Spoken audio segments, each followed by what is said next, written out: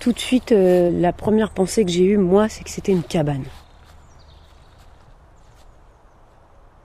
C'est le côté bois. Certains de mes prédécesseurs ont utilisé aussi beaucoup cette image du bateau, avec un serpent retourné comme ça, comme une coque de bateau. Et puis le côté, qu'est-ce que c'est que d'être le capitaine de ce bateau, enfin l'idée d'un lieu qui bouge, voilà. Et puis après, j'ai appris qu'on l'appelait la ruche. Ça m'a aussi beaucoup plu. La ruche avec ses os, avec tous ces éléments, ces cadres qui se mettent, qui se défont. La symbolique de l'organisme vivant aussi.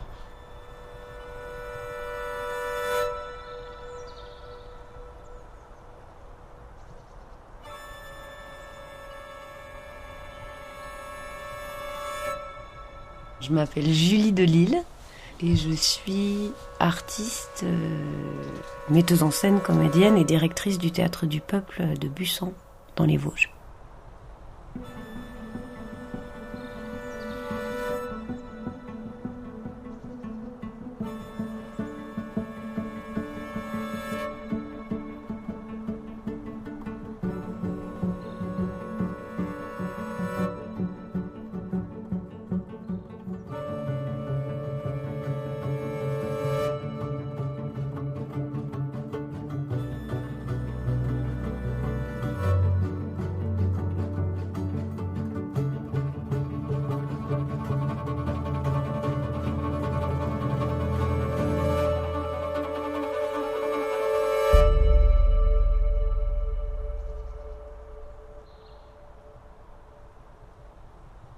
En fait, il est vivant. Il change perpétuellement. Il va se modifier en fonction de l'humidité, des sécheresses. Cet été, on a eu 2 inondations par le fond lors de gros orages. C'est ça qui est beau aussi, le fait qu'il bouge, ça fait qu'on est toujours un peu attentif. Je dirais comme tu peux pas le laisser comme ça pendant des plombes sans le surveiller, sans l'observer. On est un monument historique, donc c'est fait de manière très très sérieuse. C'est un lieu effectivement dont on a découvert qui pouvait vivre des tempêtes, et puis il le vit à plusieurs niveaux. Il le vit même de manière métaphorique ou dans son histoire. C'est un lieu qui a connu des crises très difficiles, des guerres, 2 guerres, des morts. C'est pas du tout un lieu qui en 130 ans est resté calmement niché dans son coin de vallée de montagne où il s'est rien passé. Il y a toujours des histoires pas possibles ici. Donc il a été malmené à beaucoup de moments. Comme les habitants ici, il a vécu la même chose. C'est pour ça qu'ils sont si proches de caractère peut-être.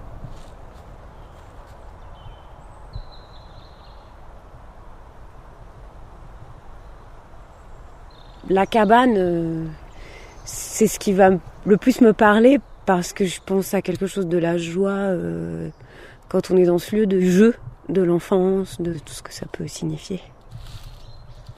Tu as vu quand les portes s'ouvrent, ce côté un peu, les gens vont évoquer, ils vont dire des mots comme de la magie. Tout de suite, ça va les mettre dans l'instinct aussi. Donc on a tendance à rapprocher tout ça de l'idée de l'enfance.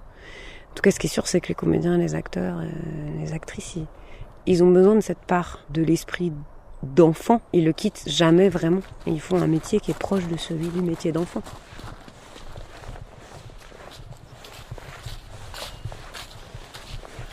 Là, on marche dans la pelouse du parc, qui est un endroit très apprécié du public, puisque c'est ici que les gens viennent flâner avant le début des représentations, pique-niquer, s'installer, se reposer, profiter du cadre vraiment magnifique qu'il y a ici. On est tout entouré des montagnes, de la forêt, on est vraiment en lisière de forêt, et on a face à nous le théâtre. C'est un bâtiment assez modeste. En fait, le bâtiment principal, la salle, n'est pas isolé. Donc, c'est simplement des planches de bois. C'est à la fois un bâtiment assez ordinaire dans le paysage vosgien, parce que des bâtiments tout en bois, on en voit d'autres ici dans la vallée. Et donc, je trouve qu'il s'intègre assez bien dans son environnement. Parfois, les gens me disent, on dirait un champignon qui a poussé dans la forêt, parce que c'est vrai que tout autour, on a des arbres, et finalement, le bâtiment s'intègre bien au milieu de tous ces végétaux. Et en même temps, il est assez atypique, assez extraordinaire, unique, singulier, quand on sait que c'est une salle de spectacle. Et qu'à l'intérieur, il y a donc une salle qui peut accueillir 800 personnes avec une immense scène. Et donc, voilà, il est à la fois ordinaire et extraordinaire. Je m'appelle Héloïse Erhardt, et je suis chargée des relations avec les publics, ici au Théâtre du Peuple. En fait, le Théâtre du Peuple, au départ, c'est un théâtre de verdure, un théâtre de plein air qui est créé par Maurice Potcher en 1895. Alors, Maurice, c'est un jeune poète vosgien qui naît ici à Bussan dans une famille d'industriels. Et il crée ce lieu avec son épouse Camille de Saint-Maurice, qui elle est comédienne professionnelle. Et il le crée avec le désir de régénérer l'art de son temps au contact de la nature. Et au départ, en 1895, c'était simplement une scène posée dans un pré, dans une prairie. Et au-dessus de cette scène, s'est construit un cadre de scène. Et puis quelques années après, Maurice Potcher a fait construire une tribune pour surélever une partie du public. Mais le parterre était encore à ciel ouvert. Puis ensuite, il va faire construire une grande toile pour protéger le parterre de la pluie, du soleil. Et puis, il va finir par refermer le bâtiment en faisant installer par des artisans locaux une charpente avec un toit, des murs. Et puis, au fil du temps, il y a des petites parties chalets qui vont venir s'imbriquer de chaque côté du théâtre pour offrir un peu plus d'espace aux personnes qui travaillent ici. Donc, des espaces pour les loges, pour permettre aux artistes de se préparer, des chambres à coucher pour les héberger au moment des répétitions et des représentations, un foyer pour accueillir le public, servir à boire, à manger, des espaces pour les costumes, la confection, l'entretien, des espaces de stockage pour le matériel, son, lumière. Évidemment, de l'autre côté, on en parlait tout à l'heure, les bureaux de l'administration, la billetterie. Et donc, au fil du temps, le bâtiment s'est développé en fonction des moyens du bord et des besoins du moment. On a l'impression qu'il y a un peu des passages secrets un peu partout. Et j'en découvre encore.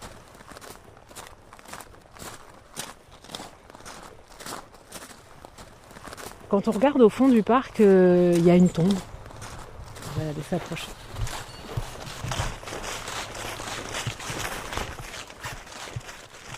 Donc on est au pied de la tombe. C'est une tombe assez simple qui est recouverte d'un petit parterre de fleurs qui là c'est plutôt un parterre de feuilles mortes d'automne. Donc c'est ici que sont enterrés Camille et Maurice, les fondateurs du Théâtre du Peuple. Et ils ont été enterrés à côté du théâtre selon leur volonté, ce qui est assez rare.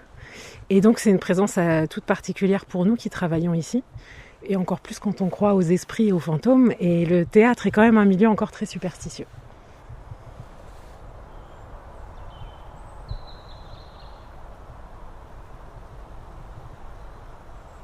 Les fondateurs, Camille et Maurice, ils sont à notre esprit en permanence. Ils font partie de nous, de l'équipe, c'est des entités. Et le fait qu'il y ait un espace physique qui matérialise leur présence, ça renforce cette idée.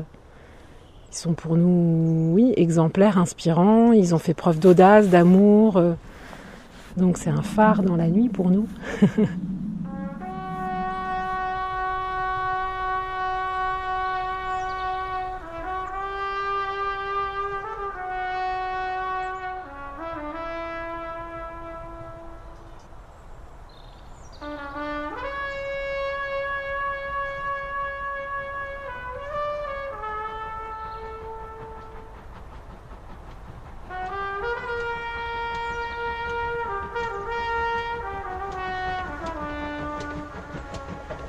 Maurice Potcher est issu de Bussan, c'est un vrai poète de nature qui part à Paris parce que c'est l'endroit où on peut essayer d'exister quand on écrit à cette époque-là, qui fréquente le milieu culturel, intellectuel parisien. Il y rencontre Camille de Saint-Maurice, qui deviendra sa femme, Camille Potcher, qu'on appellera Tante Cam.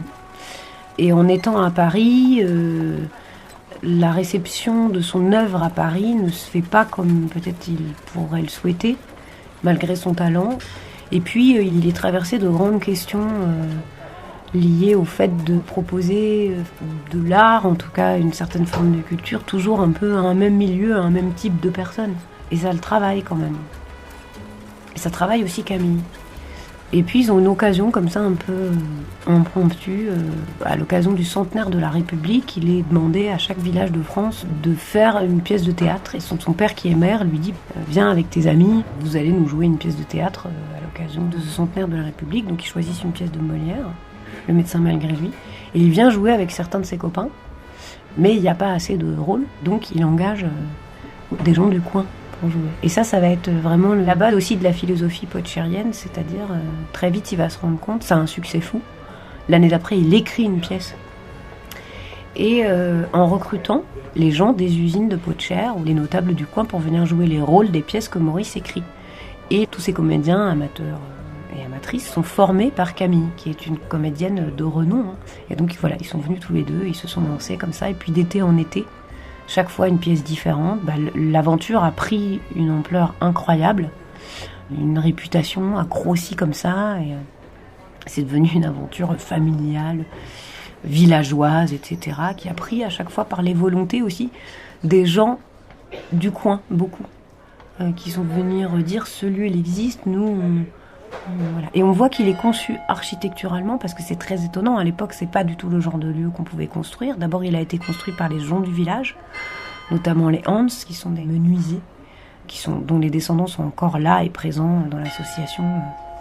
Et puis la menuiserie Hans elle existe toujours, on continue de travailler ensemble, et qui ont conçu en fait ce lieu incroyable architecturalement avec cette pente à 7% sur la scène, aussi dans l'espace dans lequel sont les spectateurs, et qui fait que ça a été pensé pour que chaque personne qui soit dans le théâtre ait le même point de vue et la même qualité de perception de la représentation, à la différence d'un théâtre à l'italienne qui va être très différent, où tu vas avoir des gens complètement au poulailler qui voient rien, des gens qui se montrent dans les loges, etc. Là, vraiment, tout le monde voit et entend à peu près pareil.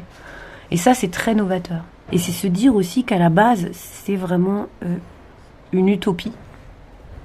Waouh, quoi.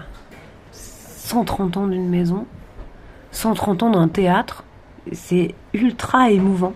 Il y en avait d'autres, des théâtres comme ça autour, qui existaient. Pourquoi celui-là, il a tenu ? Parce que je crois qu'il a su devenir mythique. Et c'est ce qui fait qu'on continue d'avoir cet afflux de pèlerins. Franchement, c'est un peu une sorte de pèlerinage, quoi. De gens qui continuent de venir alors qu'il n'y a eu aucune apparition. Il y a cette apparition quand on voit le réel au travers des portes, mais j'ai pas connaissance d'une apparition mystique ou quoi que ce soit, mais il y a tous ces pèlerins. Aux confins de l'Alsace et de la Lorraine, niché dans un cirque naturel des montagnes vosgiennes, un petit village, à Bussan, c'est son nom, se dresse en effet depuis 66 ans le plus ancien théâtre populaire de France. Ce public réalise parfaitement l'idéal poursuivi par Maurice Potcher en créant son théâtre. Toutes les classes sociales s'y côtoient et communient dans le rire ou l'émotion. Lorsqu'il fallut donner un nom à cet enfant, quelqu'un suggéra « Théâtre du peuple », titre que Maurice Potcher adopta sans savoir encore qu'il répondait aux aspirations de Michelet. Au moment de sa création, ce théâtre fut une révélation en France, et même à l'étranger, où Maurice Potcher fut appelé à Moscou, en Roumanie, en Tunisie, comme grand spécialiste du théâtre populaire.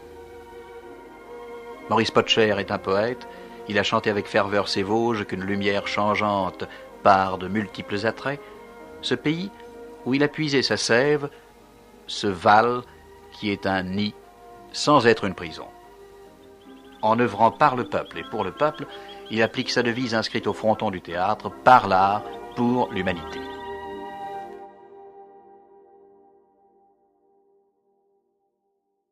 Le danger du lieu, c'est qu'il y a un fort poids patrimonial. Et ça, c'est pour moi un point de vigilance. C'est très important, le patrimoine, l'histoire, le lieu, voilà, c'est très important, la mémoire, c'est très important le bâti dans son histoire, etc. Mais ça reste un lieu de création. Et donc, ça doit être une richesse d'être dans ce fort lieu de patrimoine. Ça doit jamais devenir un lieu qui finisse par tomber dans une sorte d'animation patrimoniale, de finir par finalement plus fatigué à essayer des nouvelles choses, plus avoir cette audace de l'utopie, et puis petit à petit de faire une espèce de tradition qui s'éteint, qui est de moins en moins vivante. Ça tient à l'état d'esprit dans lequel on fait les choses et pas vraiment que aux choses qu'on y fait. Énormément de gens viennent visiter le lieu, et il y a toujours, tous les jours, des gens ultra surpris qu'on y fasse encore des pièces de théâtre, que ce soit plus de Maurice Potcher, que ce soit plus en costume d'époque, et que ce soit du théâtre contemporain, par exemple. Ils tombent des nues. Parfois, ils y croient pas. moi j'ai l'impression que ce lieu il est toujours en avance. Et que ça me plaît, moi, en tant qu'artiste, de coopérer avec un lieu qui a cette avance-là pour moi, peut-être grandir en tant qu'artiste, me poser des questions importantes. Il m'aide à ça. On se met à agir avec le lieu et moi j'ai vraiment l'impression de co-diriger avec le lieu.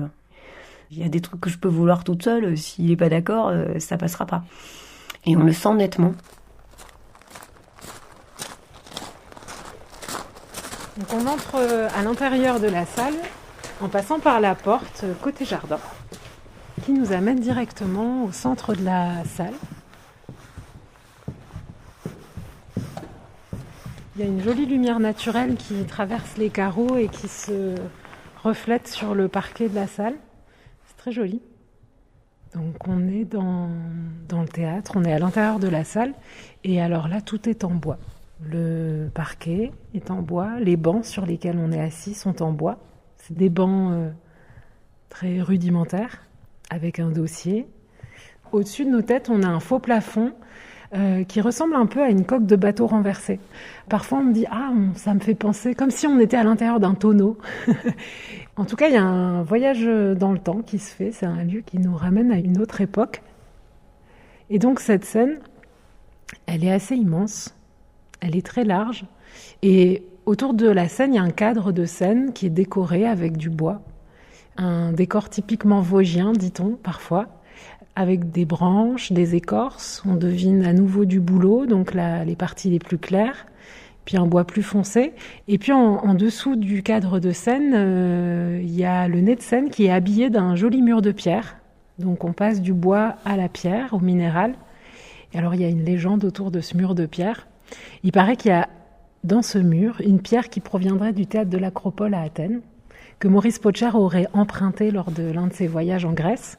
Donc il aurait rapporté dans ses valises un petit fragment de marbre qui proviendrait du théâtre de Dionysos et il l'aurait incrusté ici à Busan pour rappeler l'origine du théâtre, le théâtre antique. Et puis ça devait l'amuser d'imaginer que ce petit fragment de marbre avait dû entendre de grandes voix et qu'ici il continuerait à entendre de grandes voix. Et le théâtre du peuple, il est connu dans le monde entier pour son fameux fond de scène qui s'ouvre sur la forêt. Et donc quand on est en salle, on voit cette belle scène et au fond de la scène, il y a 4 belles portes en bois. Et ces portes s'ouvrent, elles sont coulissantes, elles sont immenses. Et elles donnent sur l'extérieur, de l'autre côté. Et on va aller les ouvrir ensemble. Qu'en dis-tu ? Avec grand plaisir.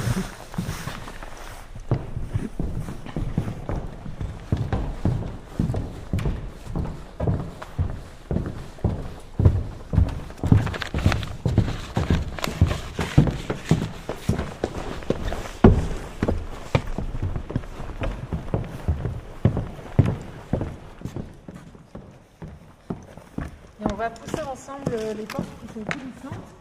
Tu peux te placer ici, poussant comme ceci.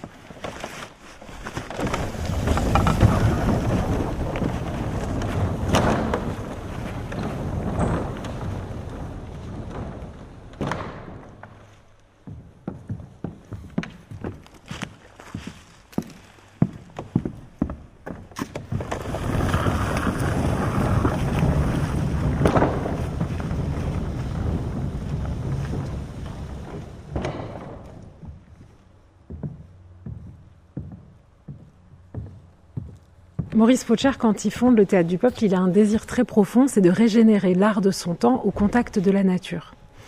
Et donc au contact de la nature, on y est ici, on y est à l'intérieur de ce bâtiment qui est tout en bois, fait avec des matériaux naturels, des matériaux qui ont été pris à proximité.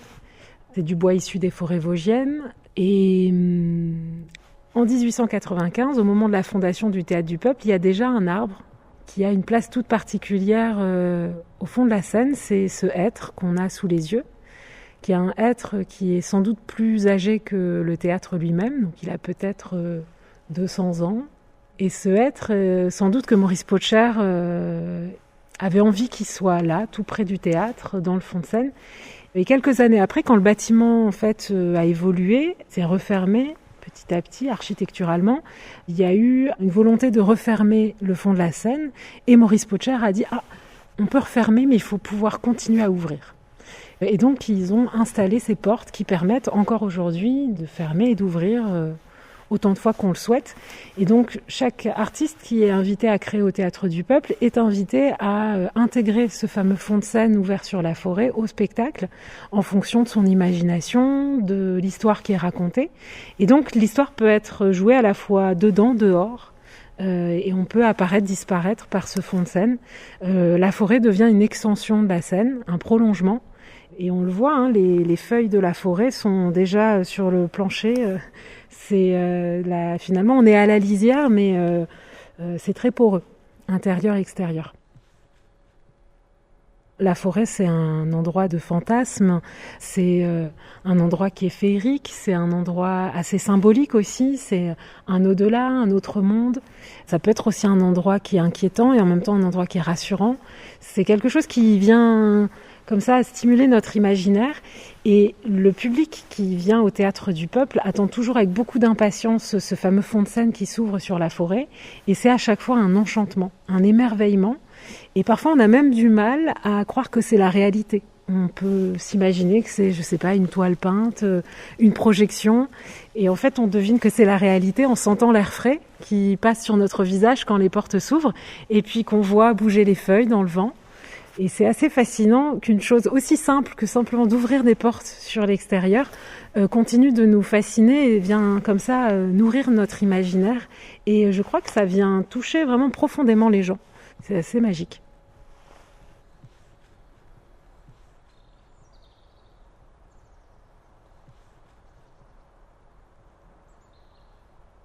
Il y a toujours toute petite chose qui va faire que ça va bouger, un animal, un oiseau. C'est ce qui fait que les gens parfois réalisent que c'est pas du tout un décor. Parce que d'un coup, il y a un oiseau qui passe, un bout de vent qui fait bouger les branches. Et là, d'un coup, ça devient... Non mais mince, en fait, c'est pas une carte postale, c'est fou, c'est vrai, c'est réel dans toute la force du réel, quoi. Quand on lève le voile, ça vous émeut. Et on a parlé d'enfance et tout ça, on met un peu les mots qu'on veut, peut-être qu'enfance c'est pas bon, mais ça vient directement te connecter, te brancher à... je sais pas quoi, mais un truc puissant.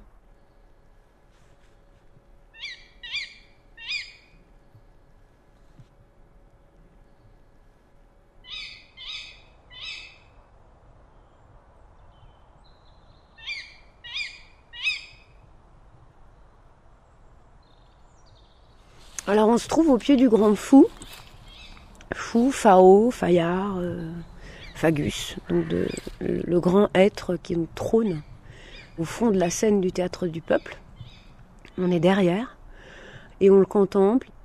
C'est un arbre particulier. Alors c'est vrai qu'il attire tout de suite l'œil très fort. Il a des collègues aussi autour. Il y a un érable, il y a un autre être un peu plus loin. Il y a même un tout petit que nous on a déplacé, qui est un de ces petits qu'on a déplacé pour mettre en face en se disant en fait Fagus à un moment il sera plus là, donc peut-être qu'il faut que nous on pense à son successeur. Donc on a planté il y a quelques mois un de ces petits qu'on a déplacé de quelques mètres pour qu'il prenne mieux la lumière et pour le mettre en face en se disant il sera possiblement le successeur. Mais bon, pour l'instant Fagus va bien. Il y a un truc que je trouve d'absolument fascinant, c'est que on le regarde, il est vraiment pas loin du tout, hein, il est à quelques mètres de la grande cabane du lieu, ça monte très très haut là.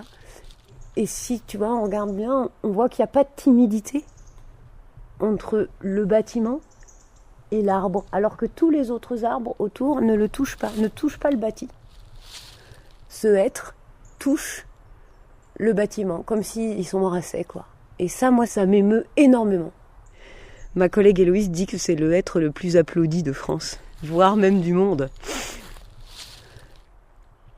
C'est vraiment la raison de ma venue ici, c'est lui.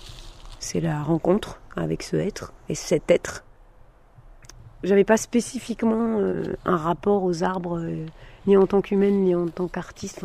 J'ai une sensibilité, mais voilà, le coup de foudre, il s'est vraiment produit avec lui. C'est le fait de le voir comme ça, alors encadré dans l'espace d'une représentation peu importait d'ailleurs le spectacle, ça a juste été de le voir et de me dire mais en fait il y a quelque chose dans ce bout de vivant-là qui m'attire irrésistiblement. À chaque fois qu'il y a des réflexions importantes qui doivent se prendre, je trouve important de le faire à ses côtés. Je trouve important de me poser au pied de cet arbre, de réfléchir. Sa présence m'aide à me sentir plus réceptive, plus fertile. Et il ne faut pas que je perde le contact.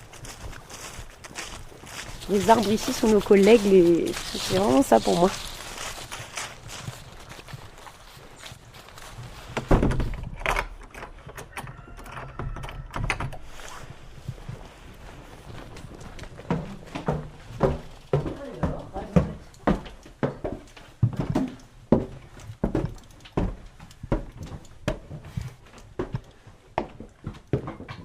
Comme la nuit est tombée et qu'il commence à faire froid, on s'est retranché dans les bureaux chauffés. Et là, on a bien vu qu'il faisait froid dans le théâtre. Il va faire froid des fois jusqu'à début juillet. On n'est pas équipé il n'est équipé que pendant la saison d'été. Donc on emprunte nos projecteurs à nos collègues de la Comédie de Colmar, du Théâtre National de Strasbourg. Voilà, on n'a pas de choses à nous puisqu'on peut pas les stocker, ça gèlerait. On a quelques petites choses, mais la plupart des choses c'est prêté pour l'été. On nettoie complètement le lieu, on le rééquipe au printemps, puis on crée les formes qui vont être jouées pendant l'été. Elles sont jouées, puis ensuite on démonte à l'automne. Il y a cette petite dormance pendant un temps. Et c'est pour ça aussi que dans ce que je cherche, je me dis que peut-être il faudrait raisonner en termes d'années plus longues, avec ce rythme des saisons, mais peut-être se dire que là, moi j'ai choisi de lancer un ouvrage, un élan, je ne sais pas, qui s'appelle Vivante, et qui va couvrir les 2 prochaines années, pour se dire qu'on s'inscrit un peu plus dans la durée aussi. Comment est-ce que nous, on propose un autre rythme, et en s'ajustant aussi au rythme naturel des saisons, en essayant de déployer un peu plus de l'attention à notre sens de la durée, et à la nature qui nous inspire.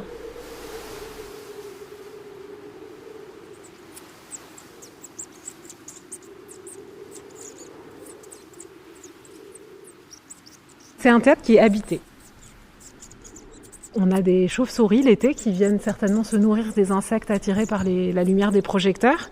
Donc en particulier au moment des spectacles qui sont joués en soirée, on peut deviner des chauves-souris qui voltigent au-dessus des interprètes. On a une petite communauté de Loire qui vient passer du temps ici l'hiver. Et on a déjà trouvé une chouette qui avait élu domicile dans une loge. Parfois, on devine des nids qui ont été installés sur une poutre entre 2 planches. Et évidemment aussi des plus petits animaux, des insectes qui sont présents partout ici. Et ça, on y est particulièrement attentif depuis quelques temps, depuis notamment l'arrivée de Julie Delisle. Et là, on entre dans un nouvel élan qu'on a intitulé Vivante. Et on a choisi de faire connaissance avec justement les vivants avec lesquels on cohabite au Théâtre du Peuple. Et donc on a proposé à des naturalistes de venir faire un inventaire de la biodiversité au Théâtre du Peuple, donc à la fois à l'intérieur mais surtout à l'extérieur. Donc la botanique, donc la flore, la faune. Donc il y a des naturalistes qui ont commencé un inventaire. Et peut-être que cette matière scientifique, naturaliste qu'on a commencé à récolter donnera lieu à une création. En tout cas, on souhaite lui donner une forme poétique puisque c'est le langage qu'on cultive ici au Théâtre du Peuple. Et peut-être que dans la devise du Théâtre du Peuple, la devise de Maurice Potcher, par l'art pour l'humanité, peut-être que dans l'humanité, lui avait déjà senti que c'était pas seulement les humains, mais que c'était aussi tous les vivants. Il y a le vivant à l'intérieur, il y a le vivant à l'extérieur, et les vivants, ils sont multiples. Et c'est important de se décentrer aussi et d'ouvrir son regard, son attention sur ce qui nous entoure et pour continuer à cohabiter parce qu'on est interdépendants. Et je crois que si ce théâtre fête cette année ses 130 ans, c'est aussi parce qu'il a su aussi être à l'écoute de son environnement.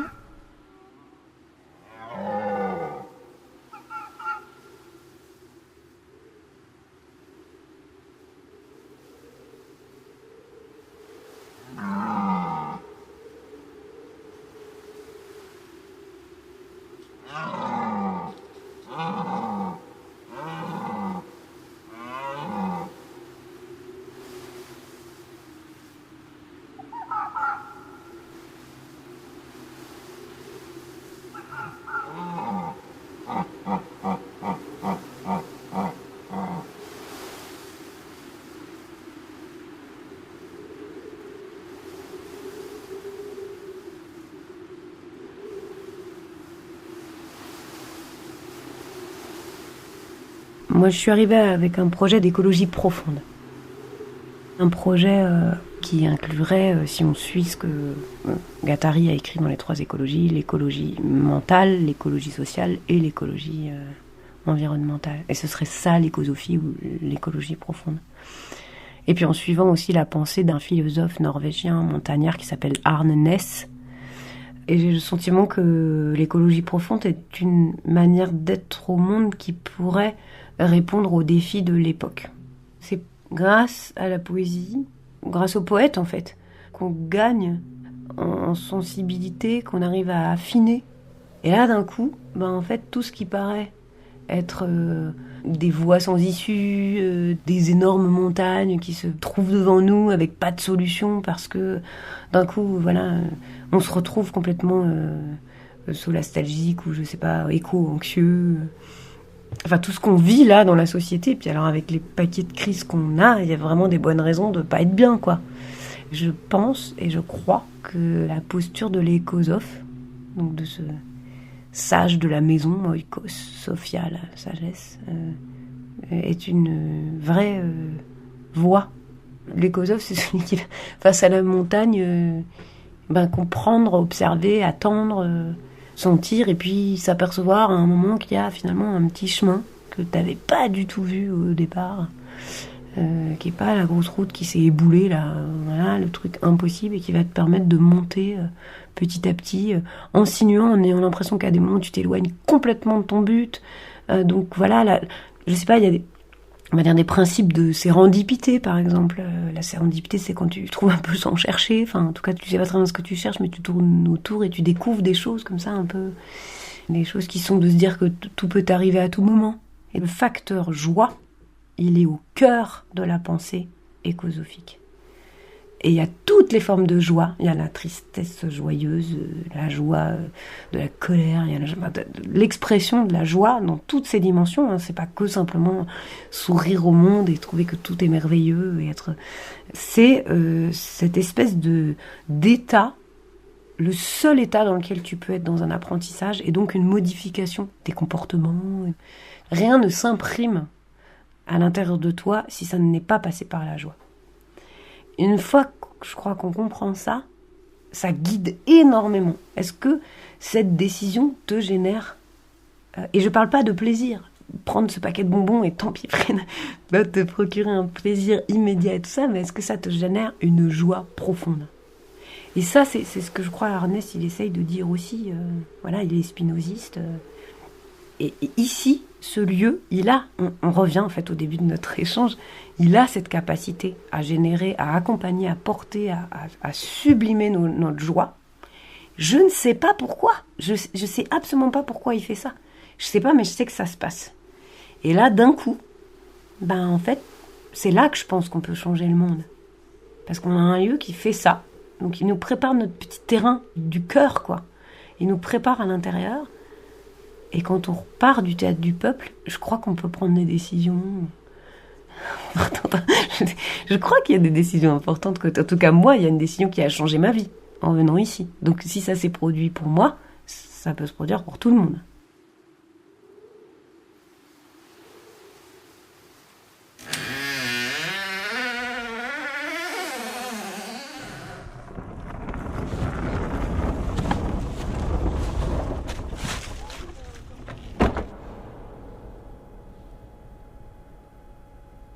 Pour certaines personnes, quand elles entrent dans le théâtre, il y a une sensation d'un lieu religieux, spirituel.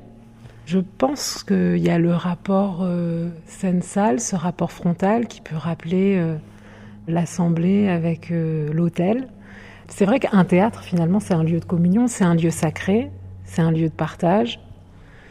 Et il y a peut-être les bancs en bois qui nous rappellent aussi les bancs d'église.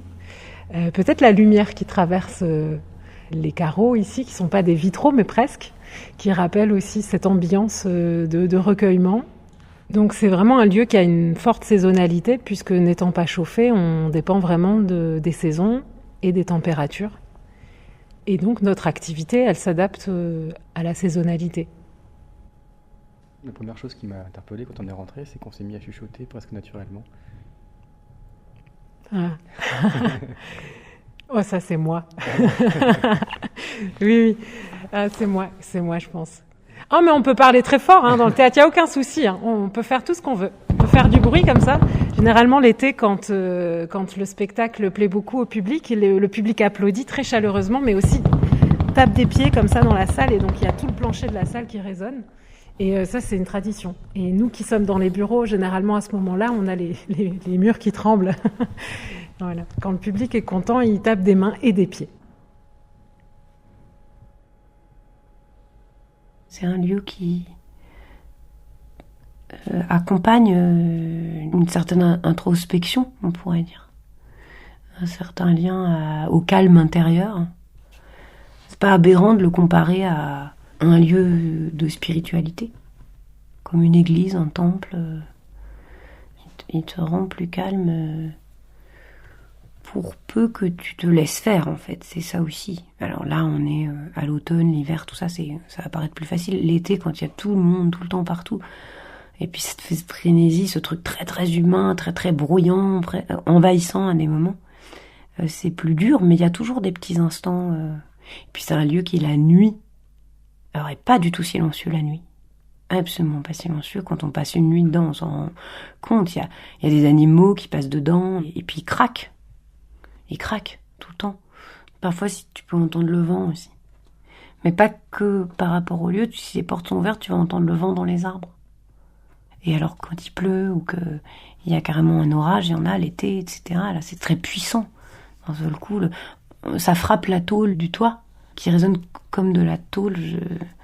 Donc très très très bruyant. On s'entend plus. S'il y a une grosse averse, on ne s'entend plus dans le théâtre. Il peut y avoir des niveaux de son extrêmement élevés comme des niveaux de son extrêmement bas. Ça, c'est vraiment très impressionnant.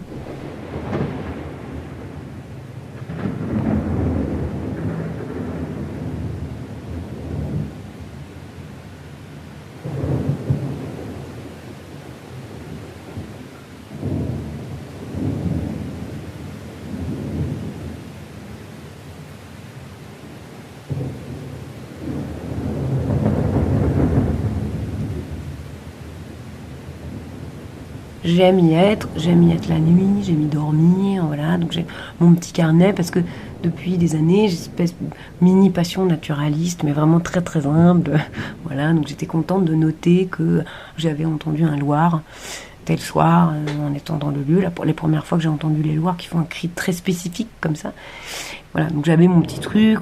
On a suivi plusieurs couvées de rouge-queue qui ont eu lieu un été, donc on a vu, voilà, on surveillait, on a même retardé une partie des travaux pour fermer le bar en bas parce qu'en fait il y avait une couvée, donc tant que les bébés étaient pas... Voilà, c'est cette attention qu'on a voulu avoir en se disant il n'y a pas que nous.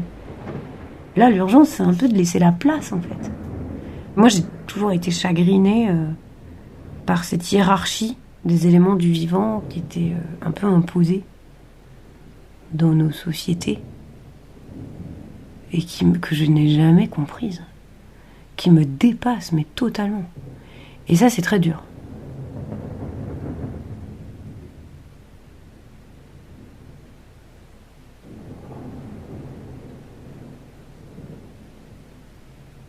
Je suis venue en 2021 et je suis arrivée ici le 2 octobre, enfin j'ai une prise de fonction le 2 octobre 2023.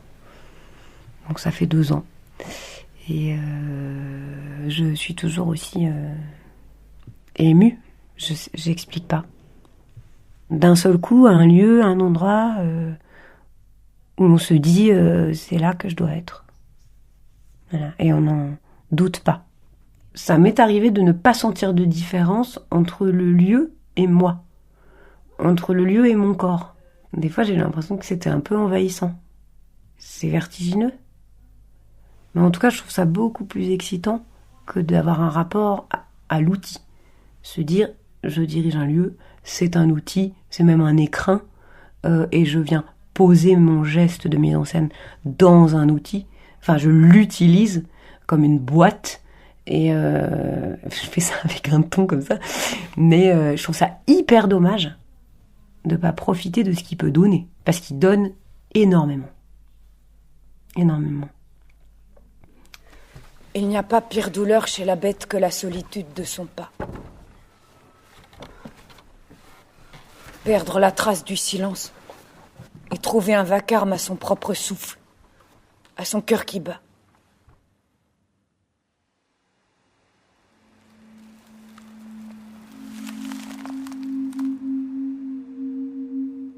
Les truites sont cachées sous les berges et je les pêche à l'épouvante, battant des pattes ou retournant le sable jusqu'à la vase. Il y a dans leur ventre quelque chose qui m'affole. Le goût des abeilles qu'elles ont gobées. Quelle surprise délicieuse que ces croustillons gorgés de miel au milieu des viscères laiteuses et de la chair glacée. Corps bleu, un tel grouillement d'abeilles. Mais c'est un bonheur impossible à décrire, moi qui n'ai jamais mangé que pour le ventre plein. Je me suis fait une coulée, depuis le haut de la forêt jusqu'aux gorgées de miel, et j'y cours, avec cette faim terrible que rien ne sait calmer.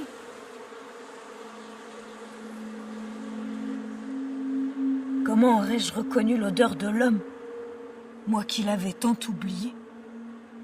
Je suis la bête, c'est mon premier geste de mise en scène. Donc en 2018, j'ai créé ce spectacle que j'ai mis en scène et dans lequel je joue.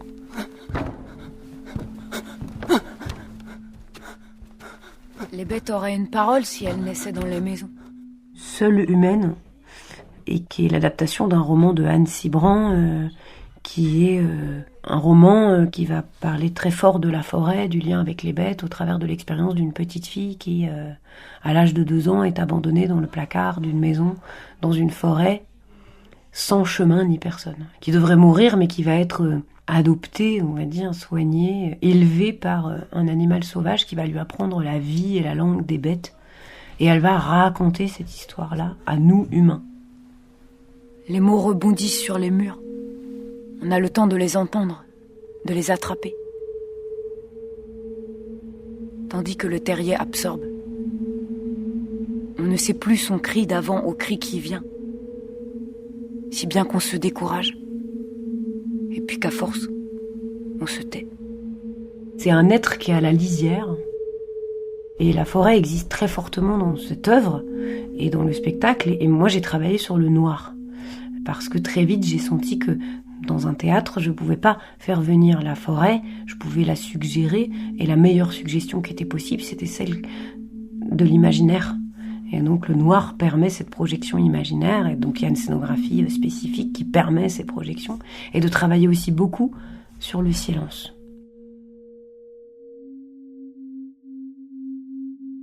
Ce spectacle, quand je l'ai créé et qui y tourne depuis, beaucoup de gens, effectivement, me parlaient de l'expérience du théâtre du peuple qu'ils avaient. En se disant, je suis la bête, ça parle de la forêt, le théâtre du peuple, c'est un lieu dans la forêt avec les portes qui s'ouvrent, il faut absolument jouer dans ce lieu-là. Puis quand je suis arrivée à la direction du lieu, il y a eu aussi ces réactions, en fait, il faut jouer dans le lieu. Moi, dès le départ, j'étais vraiment, totalement opposée au fait de le jouer dans le lieu, puisque je travaillais sur le noir et le silence, et que j'étais dans un lieu pour eux où il y avait aucun noir et pas de silence, puisqu'on entend les gars qui passent sur la route à côté, le mec qui parle dehors, qui marche sur les gravillons, qu'il y a des trous partout. Donc en fait, ce noir sur lequel je me basais n'existait plus. Et donc tout de suite j'ai dit, ça n'a aucun intérêt de jouer ce spectacle. Mon spectacle va être démoli dans le lieu, il ne pourra pas exister. Et je vais pas le recréer pour le lieu. Et il y a eu une quantité de petits signes qui m'ont obligé quelque part à tourner ma réflexion vers l'accueil de ce spectacle. Et donc en me reposant avec le spectacle dans le lieu, en retravaillant une dizaine de jours, là d'un coup est apparue cette idée qu'il fallait pas être... le démarrage du spectacle, quand il est joué en salle de théâtre, on va dire normal, se fait dans le noir total. Les gens sont plongés dans une atmosphère de noir total, ils perdent tous leurs repères. Là, c'était pas possible. Par contre, ce qu'ils pouvaient, c'est se retrouver dans la cabane dans laquelle la petite fille avait été laissée, et vivre cette expérience-là. Donc on a décidé de modifier complètement l'entrée du spectacle, en faisant rentrer les gens par la petite porte, une porte par laquelle ils n'ont pas l'habitude d'entrer, dans des niveaux d'éclairage qu'ils n'ont pas l'habitude d'avoir, avec des projecteurs qui font des raies de lumière comme ça, et de se retrouver eux dans une espèce de cabane géante, mais une cabane quoi.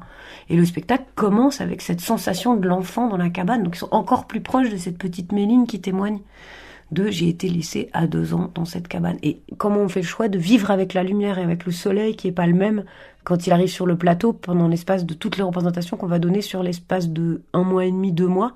On n'a pas du tout le même soleil au même endroit de la pièce. Ça veut pas du tout dire dramaturgiquement la même chose quand on ouvre les portes. Ça, c'est absolument passionnant.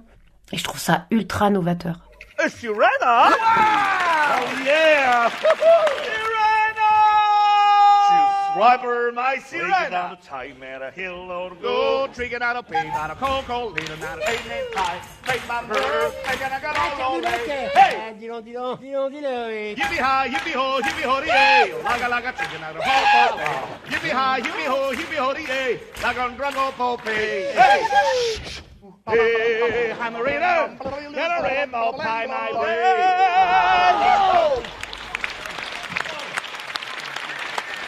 J'ai constaté, par exemple, qu'il y avait un tribut à payer dans le lieu, ce qui n'est pas le cas dans notre théâtre. Que moi j'ai évalué à peu près 15% de ce que tu donnes qui est pris par le lieu. Je ne sais pas comment. 15% de ta voix disparaît, 15% de ton investissement corporel disparaît. Ça, je ne le savais pas. C'est-à-dire que je disais à mes acteurs en étant en face, oui, il faut donner. Mais là, je l'ai éprouvé en tant qu'interprète, qu'il y a vraiment une part de truc qui part, je sais pas où, qui est mangé, qui sert à... J'ai l'impression que ça sert à nourrir la bête lieu. Et j'étais très heureuse de le donner, mais au début, ça m'a fait râler. Je comprenais pas où passaient les choses. Et ça, pour moi, c'est, tu vois, une manifestation clairement du lieu qui se nourrit de vivant et donc qui ne peut être que vivant. Je ressens que je suis pas seule. Je me sens jamais seule dans le lieu. On parlait de la ruche tout à l'heure, mais c'est vraiment ça, quoi. C'est pas pour faire la comparaison avec la reine ou parce que quand j'utilise cette métaphore, c'est arrivé que d'un coup on dise ah bah oui, bah forcément il y a la reine, mais la reine c'est pas moi. On est tout un tas d'ouvrières à nos places. On est tous ensemble à nos fonctions à œuvrer pour un projet dont on a conscience qu'il est plus grand que nous.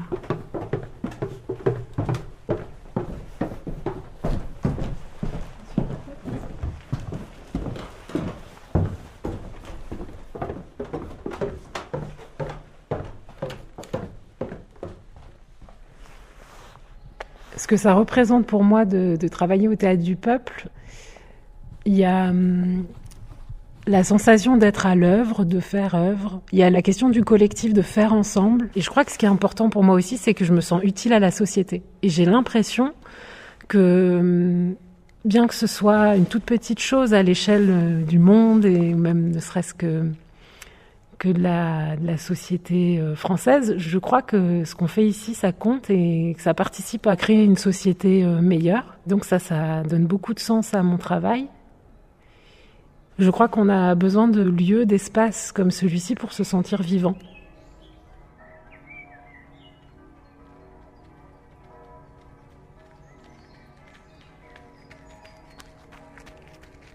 Cette année, on a fêté les 130 ans du Théâtre du Peuple, c'était le jubilé. Et ça a été l'occasion pour nous, au théâtre, de soigner la relation avec le village. C'est une question qui nous préoccupe en permanence, la question de l'ancrage du territoire. Qu'est-ce que c'est que le territoire ? Quels liens les habitants entretiennent avec le Théâtre du Peuple ? Et avec l'enquête sociologique qu'a menée Anne Laby, ça a vraiment révélé que ce lien avec le théâtre, il n'est pas évident et surtout il est vivant. Et il y a eu des moments où il a été fragilisé, distendu, rompu, renforcé, multiplié et oublié. Ce théâtre, il n'existerait pas s'il n'y avait pas tous ces gens qui donnaient de leur temps, de leur cœur, pour que ce soit un lieu vivant, un lieu où il y a de la diversité.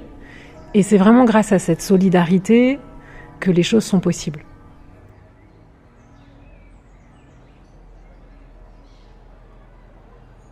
Je suis Anne Laby, enseignante-chercheuse en sociologie. Je suis au Théâtre du Peuple sur une mission. Julie Delisle, la directrice du Théâtre du Peuple, m'a sollicitée pour travailler sur cette question du lien entre le théâtre et le territoire dans ce nouveau régime climatique.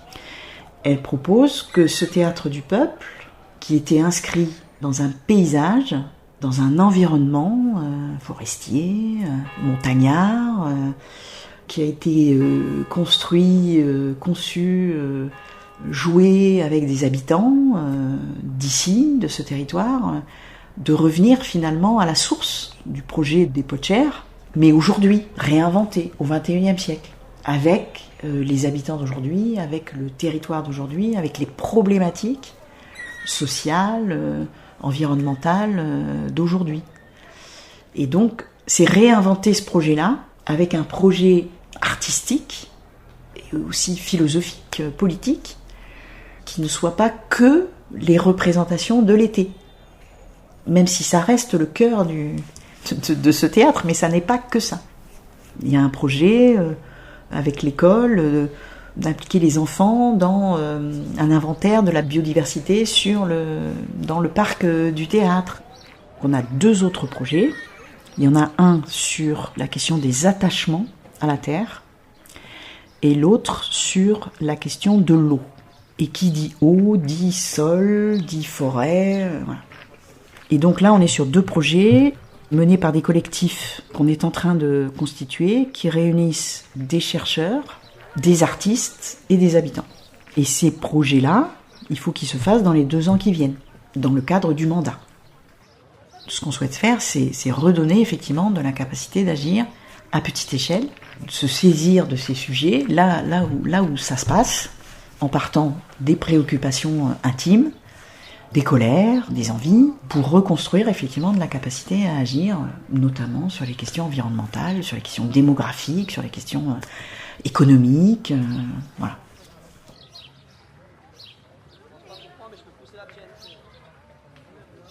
Il y a un attachement viscéral au lieu, hein. C'est animal en fait. Tu verrais, ils rentrent, ils le touchent, ils le sentent, certains le caressent. Et puis dès qu'on aborde le sujet du lieu, c'est des réactions émotionnelles très très fortes, quoi. Un attachement comme ça, très fort.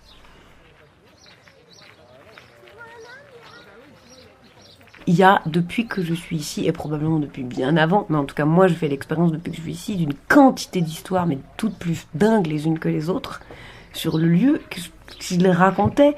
En fait, je suis obligée parfois de les raconter tout de suite quand elles se passent, ou de trouver des preuves, parce qu'on n'est pas cru.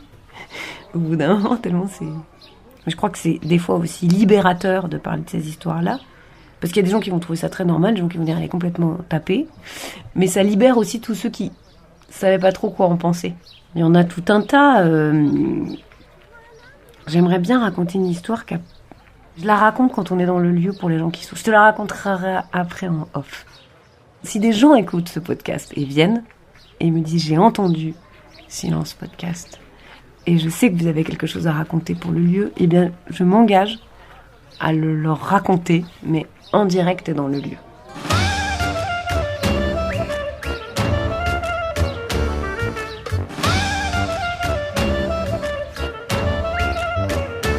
C'était le Vivant Théâtre du Peuple, avec la directrice Julie Delisle, la sociologue Anne Laby, missionnée par le Théâtre du Peuple, et Héloïse Erard, chargée des relations avec les publics.